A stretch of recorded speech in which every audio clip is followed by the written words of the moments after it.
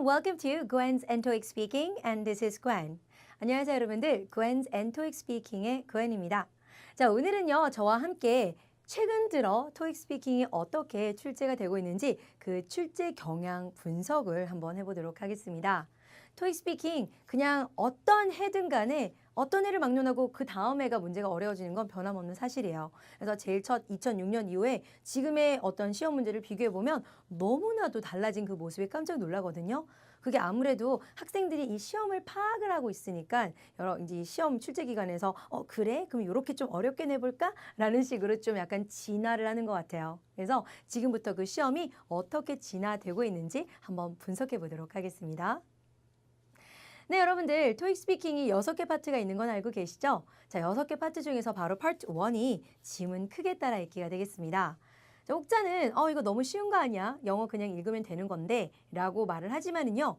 지문 읽기가 그렇게 쉽지는 않아요. 그리고 카테고리도 저희가 이 책에서 잡은 거는 쇼핑, 그리고 야외 활동, 그리고 사무실, 이게 사무실 안에서 뭐 방송 나올 수 있죠. 회사에서 방송. 그리고 식당에서 뭐 광고 같은 거. 그리고 학교에서는 그런 학교에서 학생 여러분 주목하세요. 이런 또 방송 나오니까 어디서든 요즘엔 방송이 대세인 것 같아요. 그래서 그런 여러 가지 세팅에서 방송이 나왔을 때 읽기를 하는 거 중요합니다. 더군다나 읽기를 그냥 이렇게 읽고 있는 건 중요하지가 않아요. 좋지가 않아요. 그렇죠? 살아있는 말하기. 지금 제가 여러분들에게 말을 하듯 살아있는 말하기를 하려면 읽기에도 그 느낌을 살려주셔야 돼요. 우선 좀 전체적인 흐름을 잡아보자면 처음에는 지문이 길었지만 갈수록 지문의 길이는 짧아지고 있습니다. 하지만 짧아지고 있는 지문의 길이 안에서 특별한 것들을 시험하고 있는데요. 고유한 명사라든지 아니면 어려워지는 단어들. 그래서 어떤 식당이라던가 쇼핑센터 같은 경우에는 당연히 고유 명사가 나올 수가 있겠죠. 그리고 사람의 이름 또한 고유 명사를 출제가 되어서 많은 수험생들이 이거 어떻게 읽지? 하게끔 만들고 있어요. 그래서 당황하지 않으시고 그런 고유 명사들 잘 처리해서 읽는 것도 참 중요할 것 같습니다. 더불어서 좀 전체적으로 최근 들어서 많이 나오는 출제 비중은요. 쇼핑 센터 아니면 쇼핑과 관련한 그런 광고문 우리 백화점 오세요 하는 그런 광고문들이 많이 나오고 있고요. 또 마지막으로는 또 행사 안내문이라고 해서 야외 활동에서 오늘 몇 회 운동회 시작해 보겠습니다 하는 그런 야외 활동의 안내문, 그 방송 활동이죠. 방송 안내문들이 많이 나오고 있습니다. 그래서 지문은 뭐 어떤 주제를 막론하고 사실 고유명사 읽기 요거 가장 어려워하시는 것 같아요. 그리고 그 분야별, 그 토픽별 좀 특수한 어려운 단어들 미리 알아두시면 읽기가 좀 용이하시겠습니다.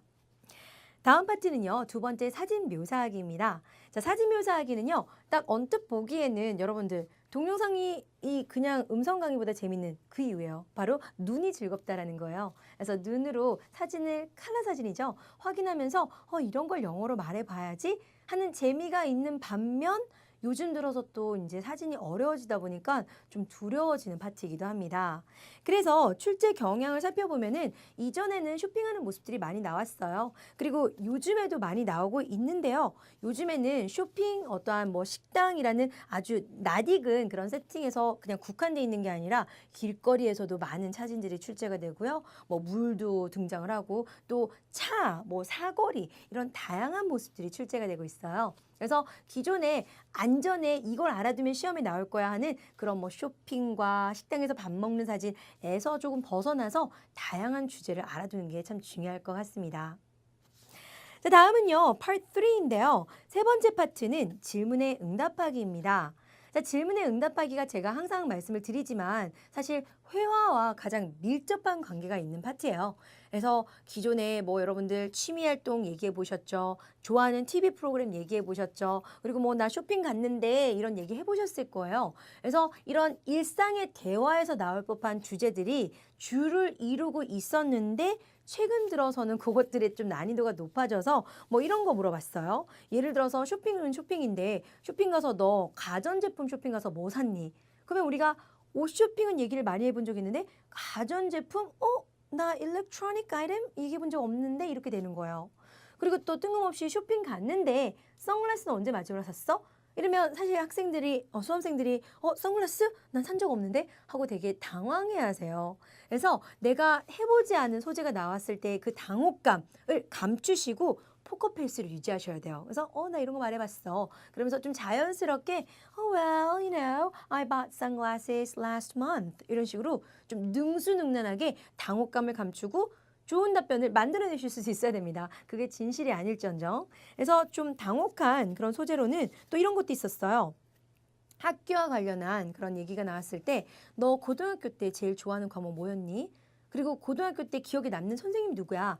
이런 거 사실 얘기 안 해봤잖아요. 그렇죠? 영어로. 그래서 그러한 것들이 좀 어려웠다, 당혹스러웠다 하시니까요. 너무 일상의 주제라고 해서 쉬운 것만 다룰 게 아니라 좀 다양한 주제를 두루두루 섭렵해야지 당혹하지 않을 수가 있을 것 같습니다. 그래서 파트 3가 최근 들어서 가장 어렵다, 체감하기 제일 어려워졌다라고 하는 파트라는 것도 함께 기억해 두시기 바랍니다. 네, 다음은요. 4번째 파트인데요. 바로 제공된 정보를 사용해서 질문에 응답하기가 되겠습니다. 이때는 차트의 내용을 잘 파악하고 또 차트의 내용을 파악한 대로 영어로 말하는 게 중요한데요.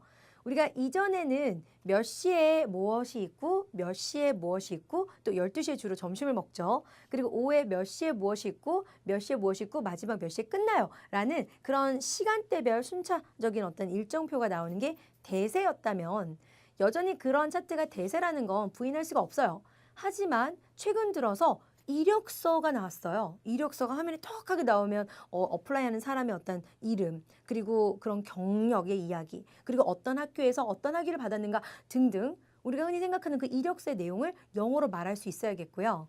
그리고 또 인터뷰 스케줄도 좀 자주 나왔죠. 그래서 몇 시에 누구를 인터뷰 본다라고 해서 그 사람이 예를 들어 구엔리가 뭐 수석 강사의 어떤 어플라이를 한다. 이런 내용을 쭉 풀어낼 수 있는 좀 가장 눈에 띄는 2가지 새롭게 출제된 그런 유형들이었습니다. 그래서 차트가 변할 때마다 우리가 너무 새로운 걸 보는 듯한 느낌이 들 수밖에 없는 파트인데요. 반드시 이렇게 새롭게 경향이다 하는 차트들을 반드시 풀 줄 알아야지 또 이런 문제를 보고서 당혹하지 않을 수 있겠죠. 왜 제가 당혹 이러냐? 왜냐하면 순발력을 크게 시험하는 또 시험이기도 하기 때문에 당황하고 당혹스러우면 말하지 못해요. 그래서 순발력을 기른다라는 건 그만큼 대비하는 거니까 방금 말씀드린 그런 2개 최신 경향의 차트들 반드시 기억하시기 바랍니다. 그 다음으로는 5번째 파트예요. 해결책 제안하기인데요. 해결책 제안하기는 역시나 세팅이 중요한 것 같아요. 그래서 저희 책에서 쭉 그 흐름을 보아하면은 가장 먼저 요즘에 회사 상황에서의 문제점 많이 묻고 있습니다. 그래서 내가 일을 하면서 이런 문제가 있어. 일을 하면서 이런 문제가 있어 하면서 회사 상황의 문제점 가장 많이 물어보고요. 다음으로는 학생들의 어떤 문제점, 학생들이 뭐 이렇게 하는데, 학생들이 떠드는데, 학생들이 뭐 낙서를 하는데 이런 문제점도 많이 나왔고, 그리고 또 여러 가지 야외 활동 아니면은 쇼핑 그리고 식당 주인의 어떤 문제 이런 것들도 나온 적이 있는데요. 무엇해도 뭐니 해도 이게 토익 시험이다 보니까 회사 상황을 많이 다루고 있어요. 그래서 회사 상황에서 뭐 업무적인 문제를 했을 때, 일손이 딸렸을 때, 그리고 뭐 시설상의 문제가 있었을 때 등등 그런 것들에 대해서 좋은 해결책들 잘 가지고 계셔야겠습니다. 언제나 해결책은 잘 가지고 있으면 다양하게 두루두루 쓸 수가 있으니까요. 이 문제 꼭 나오겠어 하지 마시고 해결책 위주로 잘 정리해 두도록 하세요. 자, 다음은 마지막 파트인데요. 의견 제시하기입니다. 자, 의견 제시하기는요. 역시나 넘으려니 너무 높은 산이에요. 1분 동안 영어를 어떻게 말하죠? 매우들 어려워하시죠. 하지만 의견 제시하기도요. 여러분들 흐름이라는 게 있거든요. 그냥 문제 어렵게 내놓고 말해봐 이런 게 아니라 흐름이 있는데 그 중에 하나가 요즘에는 역시나 회사 상황 많이 물어봐요. 그래서 회사에서 뭐 넌 이런 걸 선호하니 저런 걸 선호하니? 예컨대 야근하는 걸 선호하니 주말에 나와서 근무하는 걸 선호하니 이런 거 많이 묻잖아요. 그렇죠? 아니면 뭐 회사원의 자질 중에서는 말을 잘해야 돼, 글을 잘 써야 돼, 남을 잘 들어줘야 돼 이런 일과 관련한 상황들이 나오더라도 요즘 들어서는 또 이런 것도 나온다는 걸 함께 알아두시면 좋은데 바로 학생들 교육 관련 education 그래서 고등학교 교육 아니면 교복의 어떤 영향 이런 게 뭐 이렇다라는 거에 동의하느냐 동의하지 않느냐 그리고 아이들을 part-time job 알바로 고용하는 것에 대해서 뭐 동의하니 동의하지 않니 여러 가지 아이들 관련 문제를 물어봤어요. 더불어 뭐 교육 관련 문제, 선생님의 자질 그래서 아이들 교육에 관한 문제들을 많이들 물어봤습니다. 최근 들어서 그래서 회사 상황뿐만 아니라 그런 거에도 대비를 하셔야지 너무 회사 쪽에만 치우쳐 있으면 또 예시나 어떤 표현들이 부족할 수 있으니까 좀 당황하실 것 같습니다. 그래서 미리미리 준비토록 하세요. 자, 이렇게 6개 파트들이 이와 같은 뚜렷한 어떤 경향을 보였던 최근 토익 스피킹 시험 문제들 경향이었습니다. 경향을 알아두면은요, 여러분들 시험에 어떤 해답이 보여요. 그래서 적을 알고 나를 알면 백전백승이란 말이 있듯이 이 시험이라는 건 그 경향이 매우 중요하니까 이 강의를 두루두루 여러 차례 보시면서 이런 걸 준비해봐야지, 이런 걸 준비해봐야지. 그리고 기억하셔야겠죠? 엔토익 스피킹에 있는 모든 문제들은 내가 섭렵해야지 하는 그런 마음가짐으로 공부하시기 바랍니다. 저는 본강에서 만나 뵐게요. See you next time, everybody. Goodbye.